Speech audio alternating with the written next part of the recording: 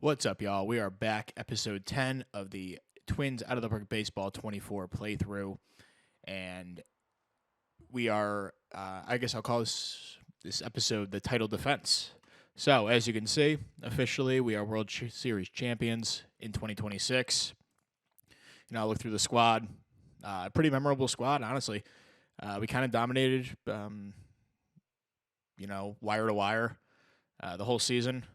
Bailey Ober gets his ring. It's cool. He pitched 2 games for me before I traded him.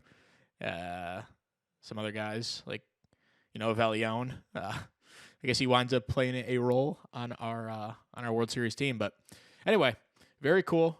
First championship since 1991 for the Minnesota Twins, and the work is not done yet because there's another season. So we jump into the 2026-2027 offseason here. And we have some moves to make, but largely the team will look pretty much the same. Devin Williams will most likely be gone.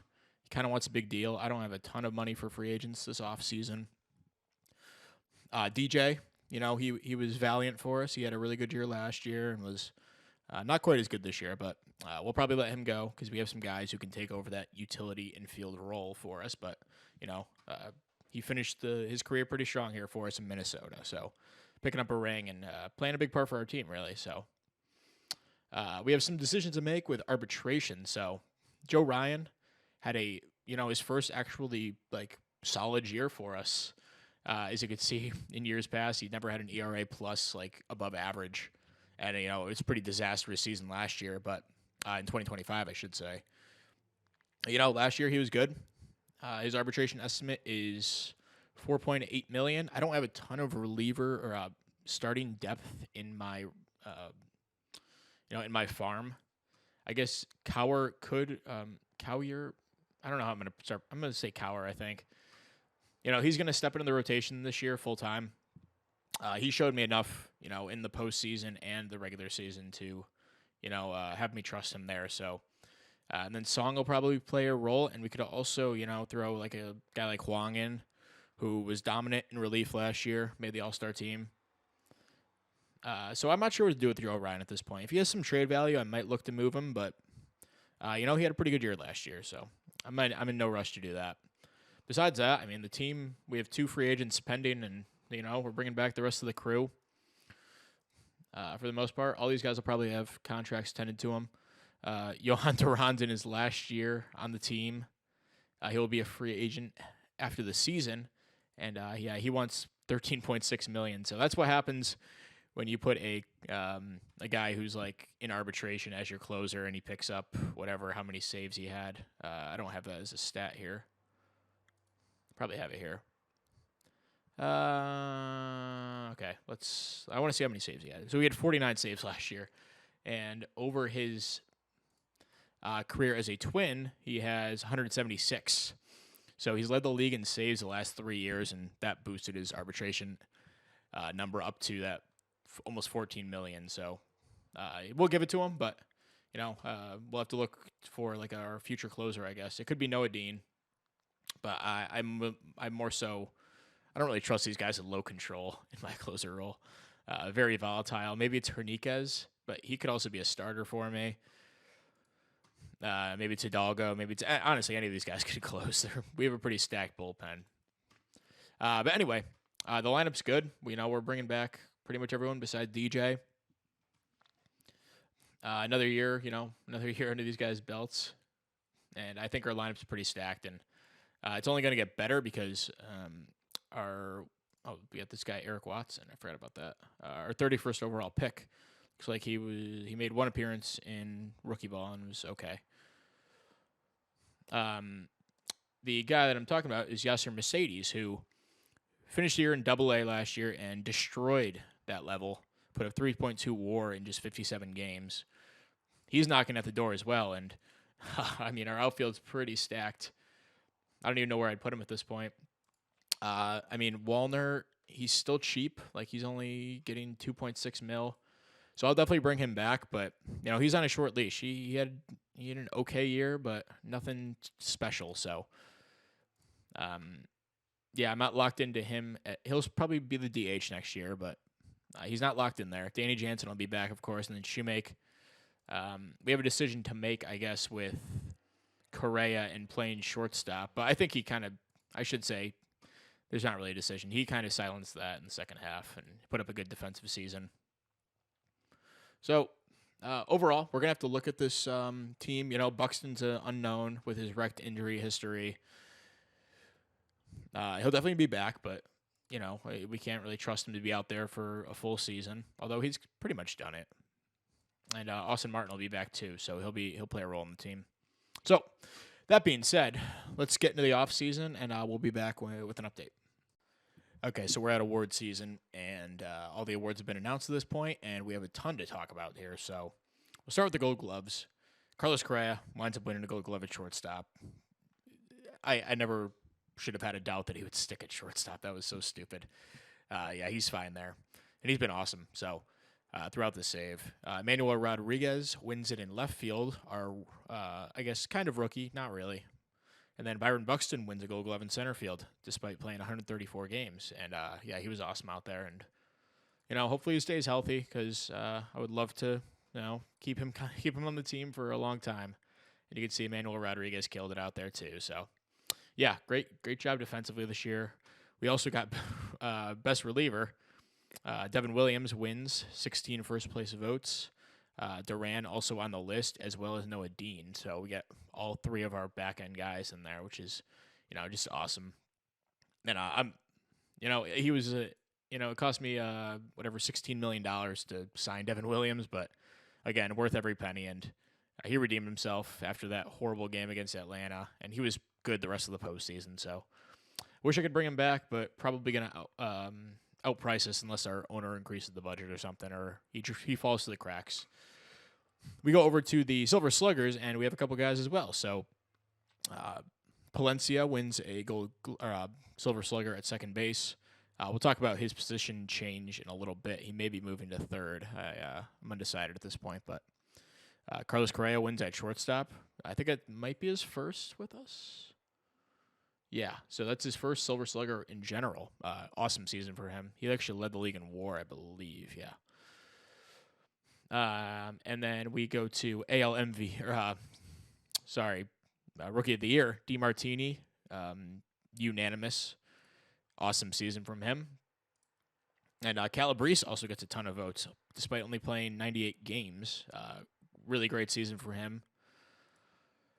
And then we go to the our manager wins Manager of the Year, Calatiri. I don't know if I ever mentioned I hired this guy, but he comes from Philadelphia, from the bench coach, and I signed him because I wanted a guy who, I liked all of this stuff basically, and he wasn't going to take control of the lineup and pitching staff, and he's young, so I figured we can keep him around for a while. So he wins Manager of the Year, pretty sick. Then Shane McClanahan wins Cy Young, maybe controversially, but I don't think so. He threw 222 innings, led the league in WAR, had a good year, good ERA. Nola, I bet if he made a couple more starts and was good, he probably could have gotten there, but, he was probably helped out with this low BABIP. But overall, Nola, nothing to be upset about there. And then Martin Perez, despite pitching only 126 innings, finishes third. And you may be surprised to see, not Duran, but Huang finishes, sixth in Cy Young, the voting. Great season for him. And then we go to MVP. I don't know if you may have seen it in my messages, but Palencia, in just his first full season, I guess. He was up for half of last year, but, this is his first full year. Wins MVP. So 160 WRC plus led the league in on-base percentage, OPS, and WOBA. And, he's going to be with us for a long-ass time after this extension. That might be could be one of the greatest steals of all time with a contract. If he keeps putting out MVPs, that'd be insane. Correa also notably finishes third with 6 first-place votes. Mike Trout in second. And no other Minnesota Twins that I can see on here. But, we have the first and third guys. So, pretty cool. Pretty cool stuff. So we'll sim ahead to, actually, let me mention I offer all these guys contracts. Henches will probably be signed tomorrow. Maybe not tomorrow. He'll sign in the upcoming days, I'm sure. There you go. So all those guys will be. We're bringing everyone back, and then we're just losing DJ and Devin Williams. So, the team will be back. We'll try to defend the title, and we'll try to add some guys in free agency too. So we'll get to that next. Okay, so I skipped ahead a bit to opening day because nothing else really too exciting happened in the offseason. I didn't make a ton of moves. We can go over one here, which was pretty important to the grand scheme of our team. So we flipped Kevin Alcantara, who was okay for us against lefties, but he couldn't hit righties to save his life. And I think we got some guys who can fill that role. I like Mason Hour a little bit more. He plays better defense. He has a little more speed. So Alcantara was kind of a guy, I was looking to, potentially move. We got a good package in return. And Jefferson Morales, who has been at the team for 3 years, out of options at this point. And I kind of just needed to get him off the team because he wasn't going to make the team for me, I presumed. So we wound up flipping him to the Yankees, getting Antonio Gomez, catcher, probably going to be our third stringer. He'll start the year in AAA. And Spencer Jones, a 25-year-old left-handed hitting corner outfielder with high leadership, and has not made an appearance in the MLB yet. Had a really good spring for us, OPS of almost 900. And we also got $2 million in international amateur pool money, which we wound up using. This is January, so go to February. Okay, it's not going to show it. But anyway, wound up signing this guy, Harrison Swanton, for a $6.9 million bonus. That was, we basically had to bid the highest amount we could, so he was, I think, the only guy we wound up getting, but we went quantity over quality last year, so I figured we'd go back to the quality and try to get the best guy available, and that was Sawden. So, maybe only a middle infielder, maybe only a second baseman, but this back could potentially play. High leader. These guys tend to bust out, but he's 18 years old already, so I might keep him down. I think I've been rushing these guys to the kind of too professional ball. Maybe I should let them sit in the international complex a little longer. So I'm going to try that out with Sawden. Okay, I apologize. I got cut off there.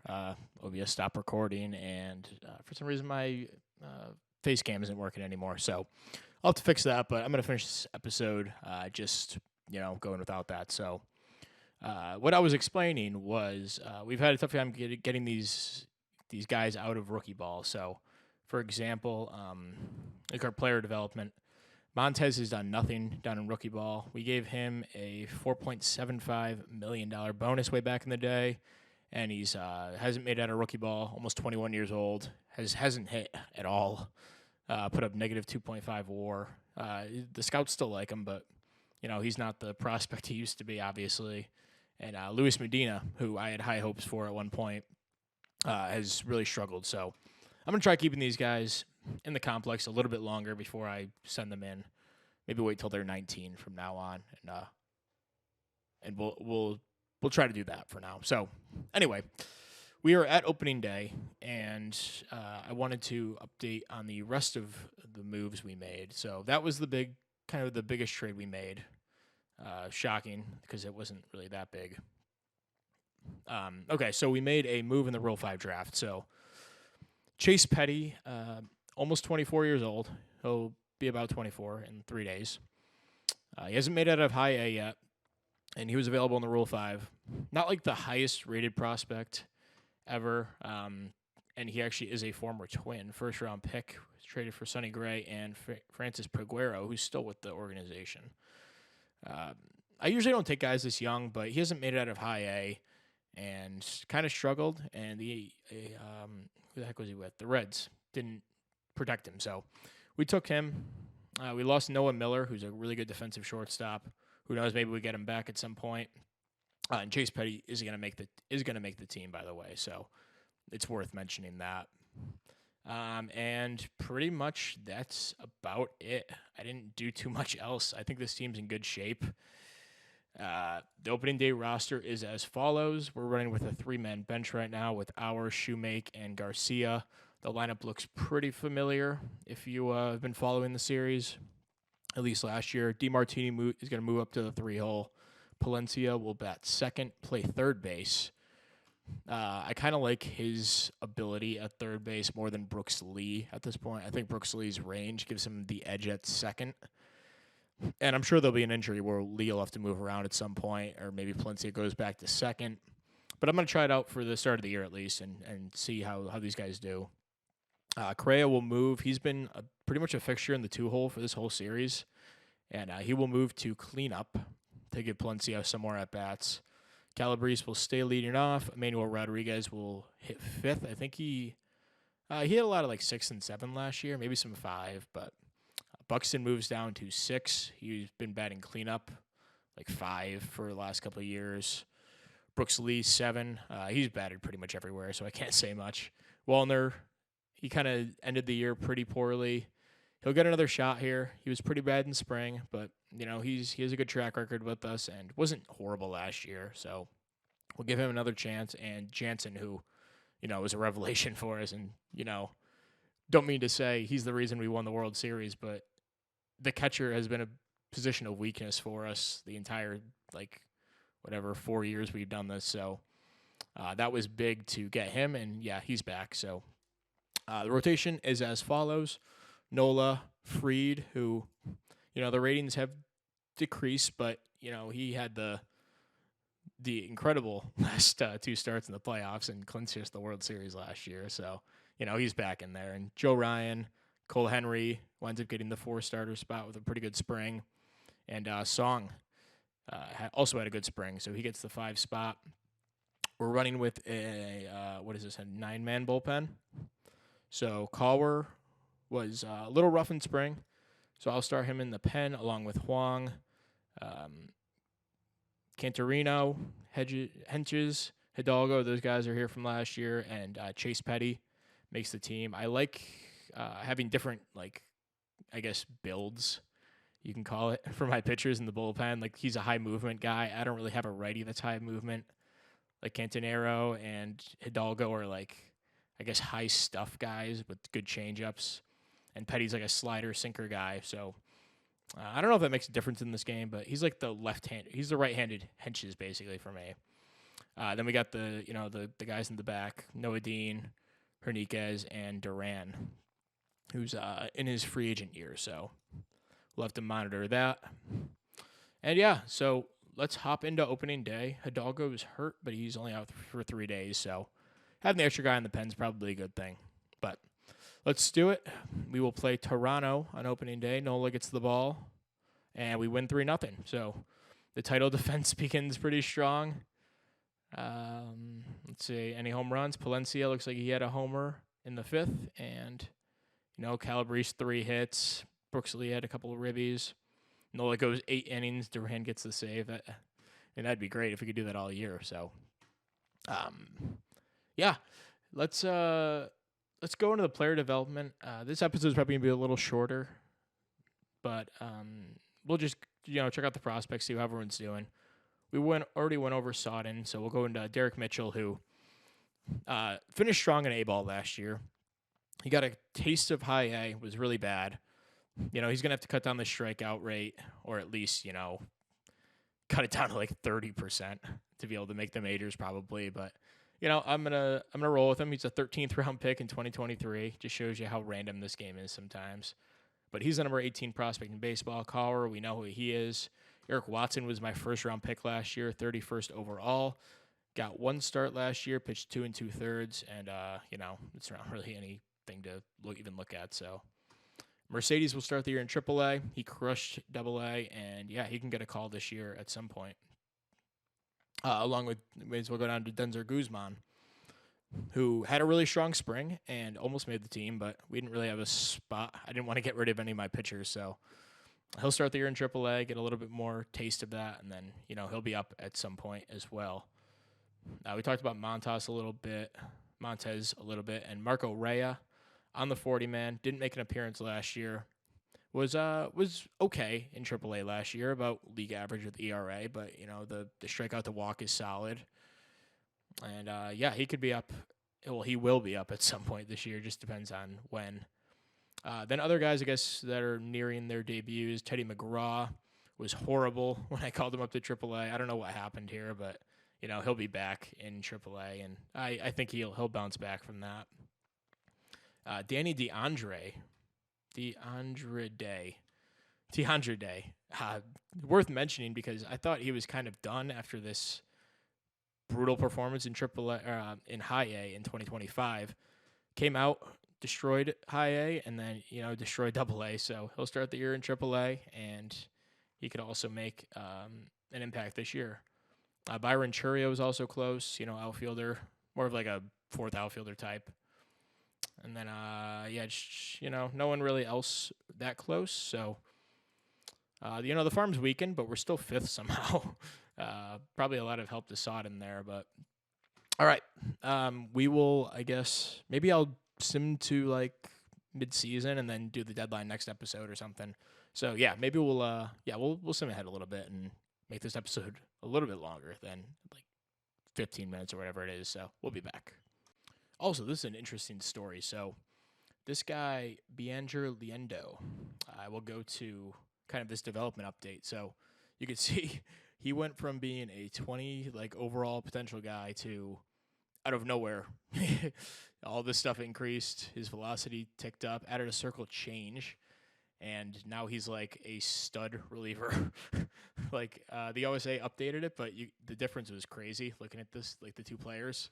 So this is the random generated talent kind of thing. So really cool. So now we have another stud reliever on our hands, and maybe he's the Duran replacement for the future. So just something cool that happened, I guess. And we'll monitor Liendo. He'll probably be up maybe right now because we're about 5 games in, and Sao just got hurt. So maybe we'll call up a hitter or something. But But anyway, we'll be back.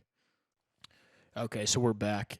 We just got hit with a devastating injury. Aaron Nola fractured his elbow, out for 4 months. He was by far our best pitcher, a front runner for Cy Young again. And unfortunately, that may end his season here. Really sucks. And we're kind of, not really playing as well as we were last year. Some guys have been underperforming. Byron Buxton missed some time and has been kind of bad when he's been out there, especially recently. We're 8th in runs scored, 1st in runs against still, due to our, really solid starting pitching. Everyone was pitching really well. It's pretty good when Joe Ryan with a 3.81 ERA is your best or your worst pitcher, worst starter at least. But Cole Henry's having a bounce back year. Collar's been awesome, and Fried's been solid too. So it freaking sucks. We're gonna call on Song, and he's been down in the minors a little bit just because I didn't really have a spot for him. But he'll be back now.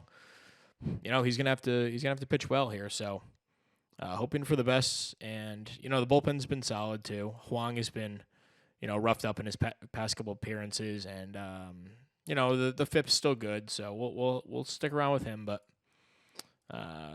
Not really the start we wanted. We're 34-24, so I think we'll end the episode here. It is June 7th, so next episode we'll pick up with the drafts, trade deadline, and probably go up to the playoffs, maybe go through the playoffs. We'll see what it looks like at that point. But thank you for watching episode, I think this is 10 at this point, of the Out of the Park Baseball Twin Series, and thank you for watching. Subscribe if you're interested, and thank you. We'll talk to you next time. Bye.